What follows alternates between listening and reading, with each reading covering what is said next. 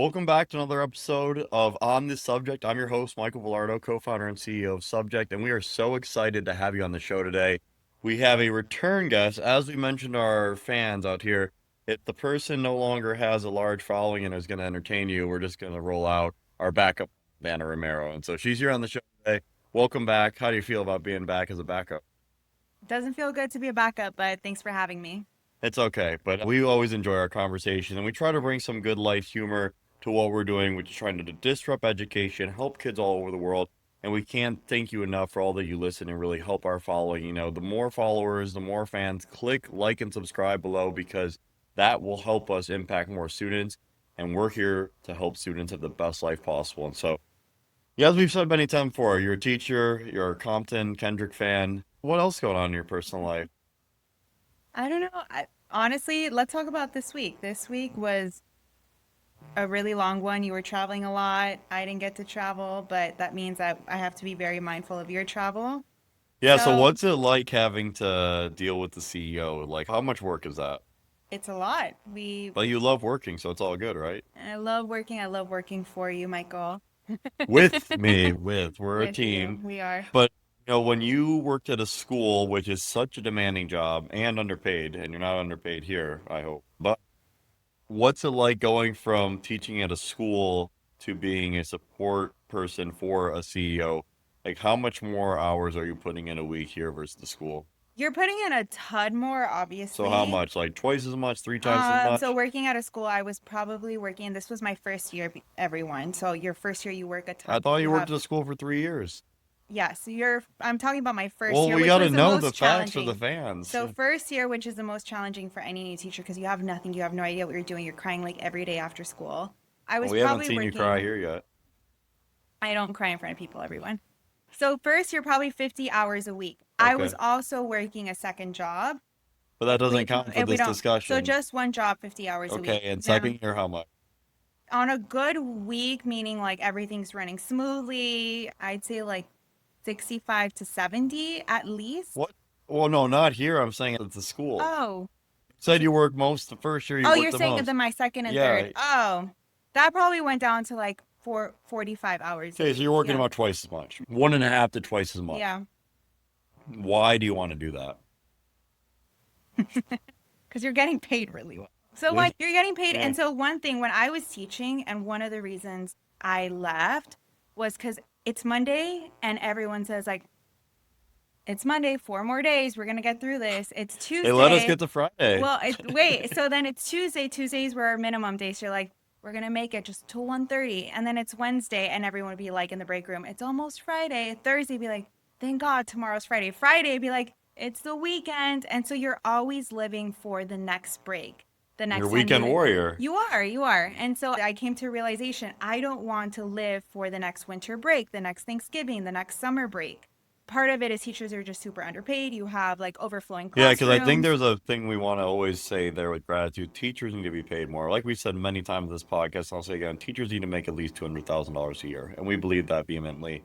Being a weekend warrior, now, one, I think it's not a very fulfilling life because eventually you run out of things to do and you realize it's not that fun just trying to socialize and party and all this things that, society makes you think is cool. It's not cool. Being in education and learning is cool. So let's dive into that. In your role, you were a weekend warrior and you didn't even have the funds to really enjoy being a weekend Nope. warrior. So it made it even worse and more difficult. I had an obligation this weekend and it made me remember, and I said this to Anna off camera, so I'll bring it on camera. It made me remember that feeling of when you have something you hate, and oftentimes I'll put it as a job. And don't get me wrong, I didn't hate this obligation, but it was something that I definitely wouldn't have done on my own time. And that high and excitement you get when you get in your car and get to leave. Well, yes, I'm free. I don't have to. And if you feel that way at your job, you got to get out of that job. You are not working the right job. If you are excited to leave the office, you clearly are working at the wrong place. And so you felt that, and it's great that you were able to identify that. And you should be really proud of yourself. A lot of young people are afraid to take that risk. And also, a lot of young people, they don't realize if you spend 10, 15 years in an industry, you are not getting out of that industry. Chances are very low. I give it 3, maybe 4 years. Now, like what we're doing, you could say it's startups. So you could stay within startups. But for instance, I was at Uber Freight at one point in my career, and I remember one of our bosses said, "Hey, if you are in this role for years, you're in it for life, you're a freight lifer. And I was like, oh my goodness, I can, and then, shout out freight. It's a great place to make a solid career and help a lot of people. I did not like it that much. And that gave me a little panic attack and made me want to seek out stuff that I was passionate about, which, what happened next was the bikes. And you know that cars are coffins, everyone. You should not drive a car. You should only walk and bike. Cars are terrible. That's such a bad thing. I think sometimes we need to be careful not to manifest that, Michael. Well, Everyone. let me ask you this. How many times have you been complimented for making it from home to work in your car? Never. But if you get in an accident or a speeding ticket, nothing good can happen in the car. Although I will say good storytelling and good friendships are built in cars. Exactly. I will. Yeah, exactly. Road But trips. driving alone is worthless. Yes, everyone. For all of those that have a long commute to work, I don't know what you're doing. You should live within 2 miles of the office. You get extra money. Not a popular opinion, as we've learned. Yeah. What do you think? You haven't got any social media hate yet. When are you going to step up and get some content creator hate? I have to be more public on my social media. I don't think anybody, if anyone could find my Instagram easily, I would give them $100. That was You come very up as a purposeful. suggested account to me. On Instagram, Yeah, I purposely do respect you, I are respect the you work sure are relationship, so you I sure don't. it's the same? Do Okay, you well, want me to give out the IG handle right now on the air? The no, fans are gonna all find you. We might get no. some social media Okay, that's trolls. not fair. That's the phone number. If you didn't have my phone number and trying to find me, you could not. I agree with you there. I Yeah. agree. But you've came up on my Twitter or not Twitter, excuse me, on my Instagram and TikTok, and out of respect for Oh, my privacy, TikTok. I purposely have not even looked or I followed haven't. you. TikTok was an easy one. X is public. Instagram, You're a that public one. figure now. Thank you. So she just got her Public big figure Hollywood and break. backup on Backup from the. the pod, but public figure. So Anna is now teaching a lot of our classes, as am I. We are really passionate about this hypothesis of ours is that if we could bring more professionals into the education space mixed with incredible teachers, which we have so many great teachers building out our courses and being able to instruct on camera as well, we could get some really good feedback for students on what they like. And so now you're back on camera, one of the best teachers in the history of LAUSD, Ana Romero. What's it like teaching again?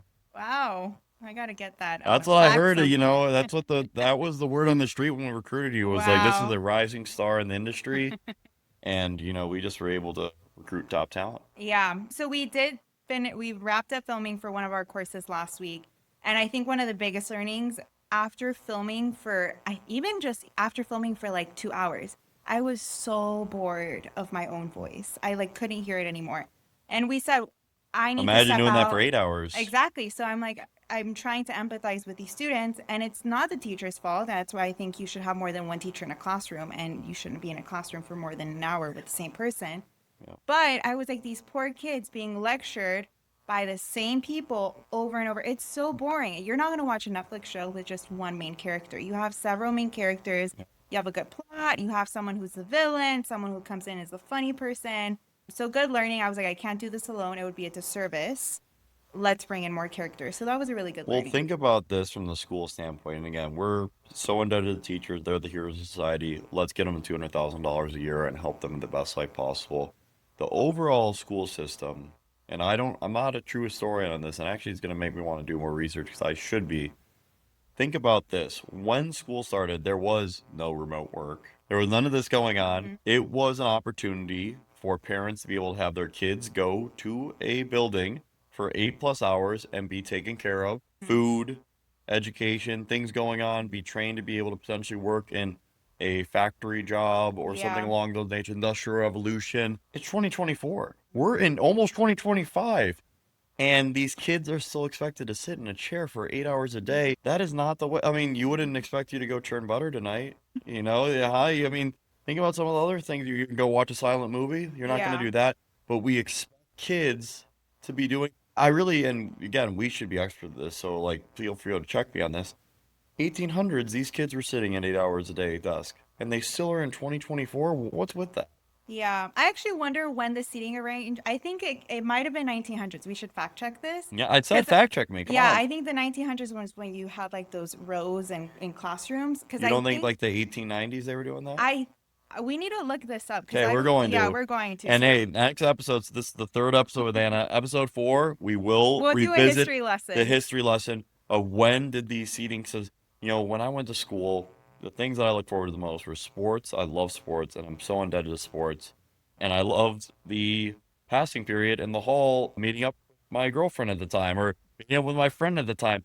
You should be looking forward to learning. Yeah. That's what's with that is like, but because you're trapped in a desk for 45 minutes straight, Well, I was you're gonna like, I say need to get up because and walk learning around. started one-on-one. Like only What do you wealthy mean, the history of the students. world or Yeah, like when you Aristotle or something? Aristotle, exactly. You had your private, I mean, You're not right, everyone Aristotle had. and Plato. Yeah, you Yes, good had history one-on-one lesson. teachers, One-on-one teaching is the and way. only wealthy folks were able to afford it In the history books or not? in the history And books. both now too. Now, yes. Well, that is proven fact too, by the way, everyone out there listening, that statistically one-on-one tutoring affects a student's journey more than any other indicator. One-on-one tutoring. But to Anna's point, how are you going to afford one-on-one tutoring when you have a family of five in a one-bedroom apartment and you have something really stressful happening that day? It is just not equitable whatsoever, and that's why the wealthy and ultra wealthy can get ahead even further because they could provide that for their son or daughter and be say, hey, we're going to make sure you get one-on-one tutoring, ACT, SAT prep. You're going to get a personal trainer for your sports. But the thing is, if you were that wealthy and, hopefully we enemy, you would want to do the same thing. So we shouldn't fault that. We should fault the system. How can we help the system provide more one-on-one instruction? Loaded question. And I'm speaking from my personal experience in the classroom was in the elementary school space, and it's ridiculous. You have one, I was a kindergarten teacher and I had 27 students at the time in the And for classroom. the full day, because it's kindergarten. Full day on my own in one classroom. Any If help? you're, no, no help, Oh, zero help. I didn't have any aides, which wow. is ridiculous. You should That's tough. kindergarten teachers, first grade teachers, you all should have aid. Everyone Um, needs help. Let me ask you, if you have 27 kids under your care from 8 to 3 p.m. and you need to make sure they're always safe, what would you do? What would your No, day that's look really like? hard. So for me, the closest thing I've done to teach, although I've taught two classes on subject, everyone. Please go enjoy them. They're very engaging classes, subject.com. I coach hockey and baseball. And so the hockey team was about 20 kids, and then the baseball team was, I believe, 13 kids. But to your point, the longest I ever was with them in one setting was probably three, at the max 4 hours. So, like, imagine you Typically had only them. 1 or 2 hours. Imagine you had them for 8 hours, though, in a Oh, that's what I'm classroom saying. setting. What would that look like? And I always had an assistant coach. So like that's why I have such empathy, especially when you break it down there. One, you would never be able to be one-on-one with a student ever because you're one. If you were one-on-one out and the other 26 are running rampant, that is not a safe Mm-hmm. environment. And then you have your neck on the line with the parents, with the Mm-hmm. school leadership. It's just not fair for anybody. And that's why at Subject we always talk about you should be using our videos as the core instruction. Kids love videography. They love short form. We love helping students. And then you will have time to go around the classroom one-on-one because they're so engaged. They're watching that, feel like it's a Netflix movie. They are loving subject and they have chance to do that, the one-on-one tutoring. But if you're just using something that's super antiquated or boring, or if you're telling them to read books, it's not going to happen. Nobody wants to read a book anymore. When's the Yeah, last time you read a book? Probably like very yesterday long. or something. Yeah, Yeah. it's been a while. I haven't read. Yeah. And you know what's funny is that I, especially coming in this role as CEO, I really tried to force myself to read a lot and on Audible. So, see, not even reading the book, Audible.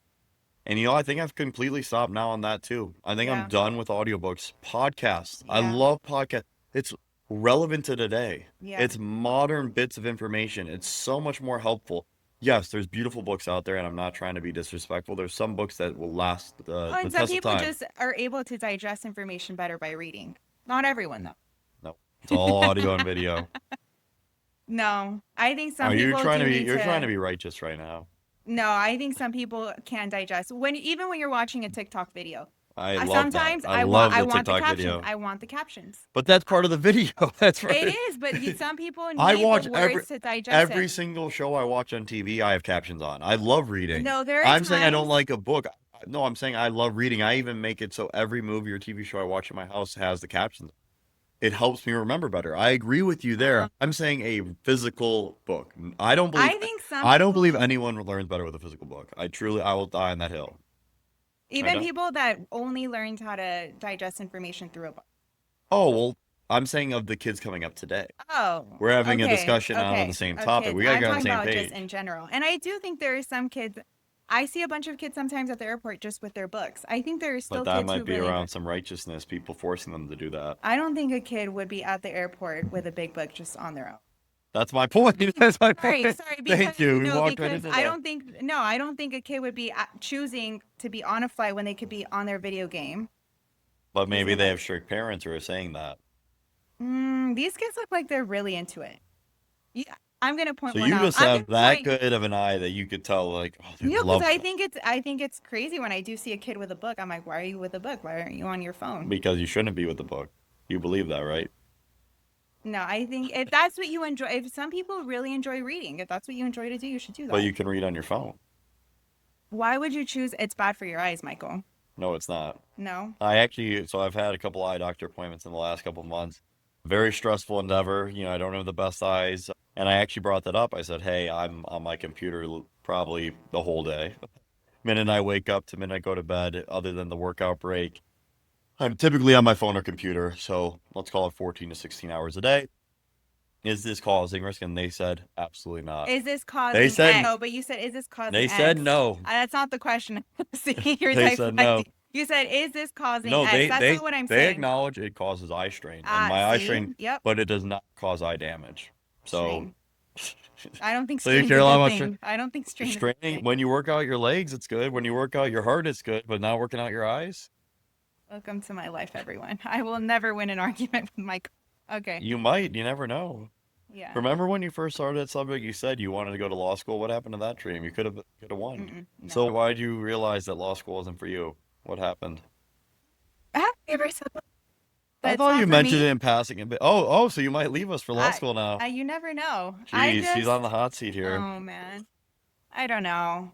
Shout out to the legal team that we work with. We don't use legal much, but gosh, some of the stuff we sent over, I don't want to look into this. Doesn't seem like a corporate legal, I don't know. Maybe criminal lawyers have No, I always more thought it'd interest. be, I wanted to go to law school when I was in undergrad. I thought it'd be a good path for my skill set, but then I found out that your undergrad GPA dictates what law school you go to so much. I went to a Penn law seminar, and they're like, yeah, if you don't have a 3.8 or higher, you're not going to get in the top like 20 school. I'm like, well, I mean, that's kind of unfair. It's like, oh, you should go to a worse undergrad because then you can get a better GPA. Like, and talk about Yeah, that, how messed up education is in yeah. that way. It's like, do you take the easiest classes and go to a lesser school so you get a better GPA, or do you go to a more rigorous school? It's very arbitrary, which I don't appreciate that part of it. I wish that there was a more opportunity to really showcase why, because I think I would have been a good lawyer. I think I'd be, but that is why I didn't do it. Was You would have been a really good because lawyer. my GPA wasn't good enough, and it made me really sad. And I wanted to go to law school, and I had to settle for this life. Yeah. No, you would have been a great lawyer. Fun fact, Michael loves to argue. For fun, he's a Debate, debate. friendlier, You're a yeah. what, contrarian? Is that what you Contrarian, Yeah, yeah. that's what you say. So just always loves to play devil's advocate on everything. It entertains me. I like to be fascinated with life. I don't want to be boring. Yeah. So there you have it. No, but I think that when you talk to young people and how they could do a better job of crafting their path, understand as much as possible what you might want to do after school because it does affect what you want to do. If you want to get into business, I think going to the highest ranked school possible is going to be the best for you. If you want to get into law school, I think going to a school that you carry the least amount of debt because law school is super expensive and it's 3 years, and that you could get the highest GPA. That way you could get into the best law school. A lot of the top law schools take a lot of lower ranked school students who have the 4.0 or 3.9. Chance of you getting a 4.0 or 3.9 at a top school are very little. Did you get 4.0? Absolutely. No? No, I wasn't too far off. That's awesome. I'd see. And another fact, I have not looked at GPA one time when hiring. No. Nobody cares Students, if except for yeah, no one schools. cares about. When you are in school, if you're going to graduate school, you need to try to do well on your GPA. I can't trust enough. If you're going to college, in high school, your GPA is very important. But on your last stop, so for me, that was my MBA. It depends on where you end up going. But for now, Anna, that's your undergraduate.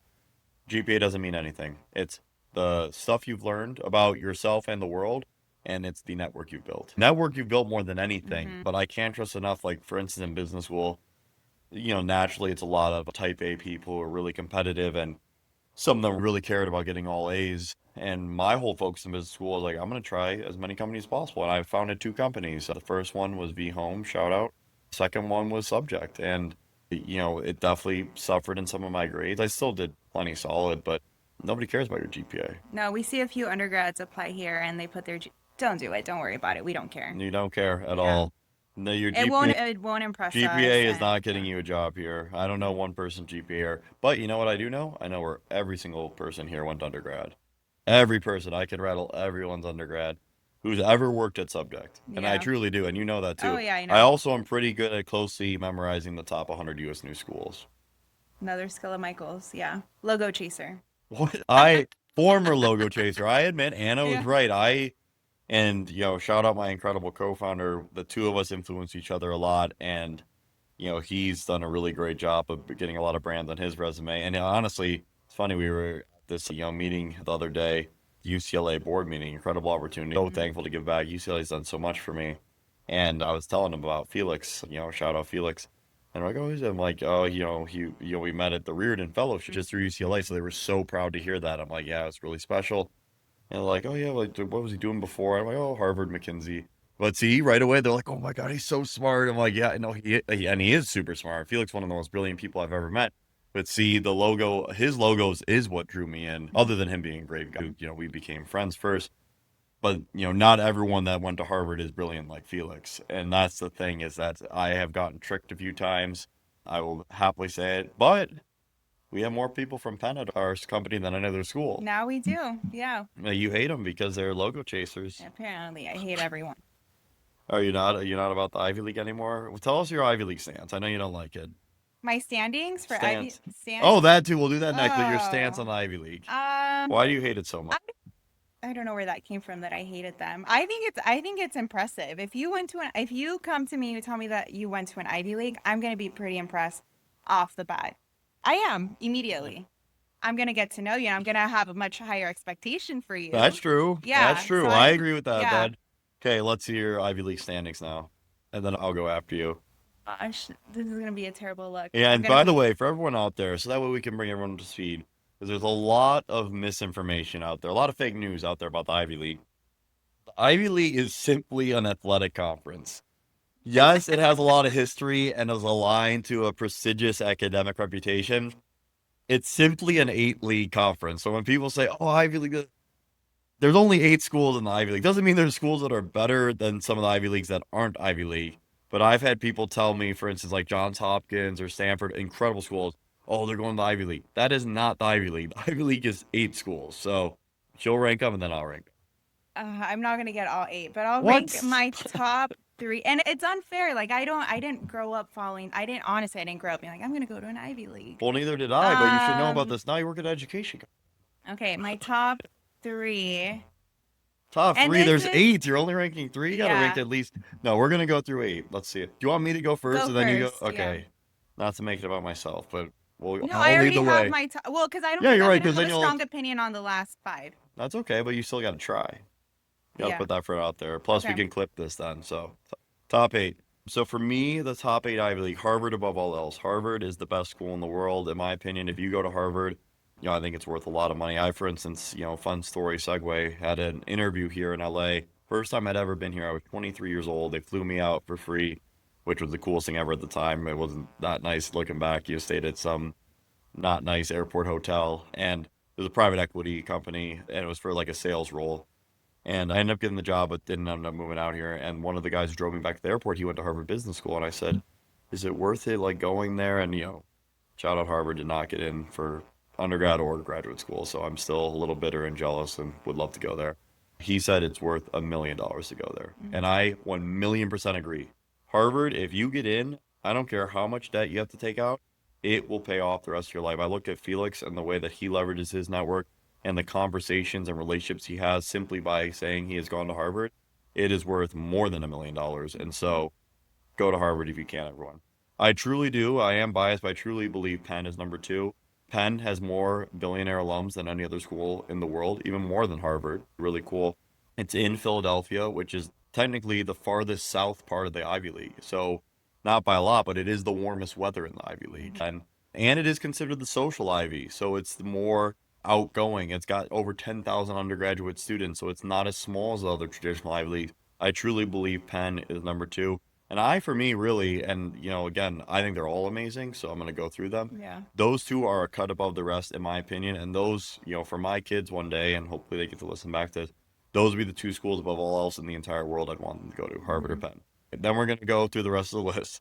Three, I would put Yale. Yale's not my cup of tea. I was offered to play hockey and baseball there, but it's more of a traditional school in that it's really good for medicine, law, politicians, which again, that's not what I'm doing with my life, but it's an incredible school, great network. So many really talented people have gone to Yale. So I put Yale number three.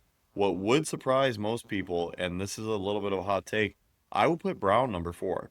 And let me tell you why. One, Providence is a really cool city. Really cool city. It's also 45 minutes from Boston, so easy to get there. But Providence is really cool. Right on the water, Rhode Island, great downtown, awesome city. Also, open class selection. You can take all your classes, not even tied to a major, and you don't have to take a grade in any class. Well, that may seem out there to a lot of people. Like we just talked about on this podcast, these grades and pieces, I think it's important to be able to dictate what colleges you can get into. Your grades don't matter in college. Learning. And so I love that about Brown. And also, they've had a lot of really good entrepreneurs from Brown lately. Dylan Field, the Figma founder, he went to Brown. So many great founders from Brown, surprisingly, compared to the other Ivy Yeah. Leagues. I believe after Harvard and Penn, it probably has the most unicorn founders. Now, fact check me on that. I don't know if I'm for sure correct, but it's very surprising. Brown has done great. I love the campus, love the energy going out there to play baseball. Brown, I would put it number four. I'd put Princeton five. Most commonly ranked the number one school in the world, so maybe it's a little low on my ranking being five. I'm not a huge New Jersey fan personally. I love, the New York suburbs and, Bergen County and such, but Princeton's in very like a rural area of New Jersey. And I'm a city guy, so I like being able to walk around. But Princeton's an unbelievable education, so I put Princeton at number five. I would put, yeah, I'm running out here. You got to challenge me. I would actually put Dartmouth in number six. I think for undergrad especially, Dartmouth is such a cool place because everyone moves to Hanover, New Hampshire. They hang out together. You build a really good network in Dartmouth. Really pretty campus. It is cold. It's in Yeah. New Hampshire, but I would put that at number six. Number seven, I would put as Columbia. Incredible school in New York City, which is so cool. But I do think there are some cons being in New York City at 18, 19 years old. I don't think everyone's meant to be in that scene already that young. It also makes it not as exciting to go to New York after school with that degree, and people are more commonly not just hanging out with Columbia students, they're going out in New York City. And so I think meeting people in your school is really powerful and part of the Hmm. process. And number eight, I would put Cornell. Incredible school, so great. Not trying to put it down, but I would say, you know, there's a lot of schools that you'd say outside the Ivy League that are probably even better than Cornell. Great school, wish you the best, really cool hockey rink. But that's my eight for eight. What's yours? Gosh, that was so good. I'm telling you, Thank you. I don't have a strong opinion on a You don't lot of have to these. go as in depth on your rankings, Yeah. but let's see what you have to say. And I'll do the top three because No, honestly, you're doing eight. because the other five are just gonna be on the same That's level playing fine. field. So I'm That's just fine. You could just gonna. rip through them quickly. Go to Okay. alphabetical. Number one, I would probably put. This is just myself speak. Gosh, honestly, Michael, you've been a huge influence. Like you put you pen. Thank you. That's Yeah, kind of huge. you. I think there was we once Appeasing to saw the boss. well we once saw a list that I think UPenn was like the highest ranking IV for partying. What? It was in 2014, yes, but that Oh, was a okay. one-time thing. But yeah, no, Well, it's definitely the most. a party That's school definitely is the. important.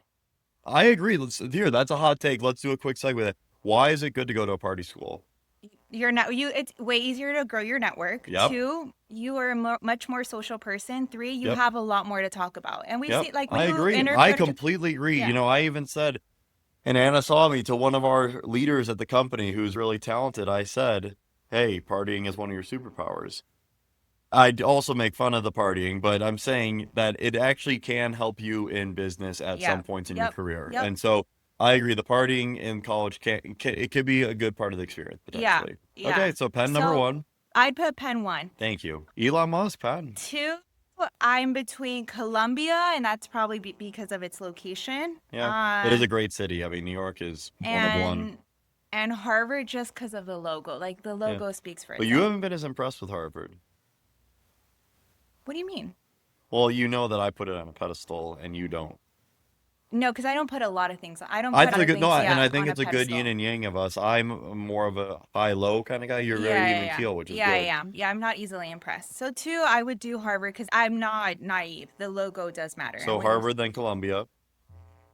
Or you Yes, said Harvard. Oh you gosh. said Columbia first. Let's go with Okay, your first instinct. Columbia, Columbia, then Harvard. Columbia, That's your yeah, top three. So you got five more to go. Harvard.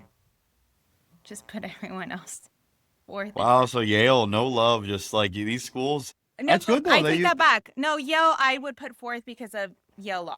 Number one, Yale law is the school. best law Yeah. school by far. Easily the best law school. Everyone else, I don't Okay, no, know. that's fair. That's fair. Yes. So, when we talk about these topics and we really bring them to our listeners here, is like we want to bring more color commentary to these incredibly prestigious institutions and these stigmas in education, which rankings are important. I was just at the UCLA Anderson, incredible school, had so much help working on the board together, and we talked a lot about the rankings because it affects, who applies to the school, how many people enroll, what the yield is, how many alumni give back. These rankings have a lot of power, which is so funny because you think about it, in 1900, there was no rankings. Now these rankings dictate so Hmm. much of the decision. And so that's one of the biggest complexities of education and how we're always trying to get better here at Subject is our thought is help people fall in love with learning and help students, no matter what zip code they live in, have the best chance of having a successful life. I think there's a lot of systemic changes that need to be made in education where it's not necessarily only about rankings, only about grades, but that's getting away from the love of learning. 100%. And so what we're going to do is that on the next episode, and we really appreciate you spending another incredible evening, afternoon, morning with us. Thank you for following and subscribing on Spotify and YouTube. That's where we're trying to grow. Is that we will dive in on the history of school, what it was like to start sitting 8 hours a day and why that was the case to be, and how we can help students move to more interesting experiences like Subject that can help them fall in love with learning. Because at the end of the day, students are the future of society, they're our future leaders, and teachers are the heroes of society. And we're so indebted to work with them every day. Thank you for joining me again today, Anna. Great backup. Thanks.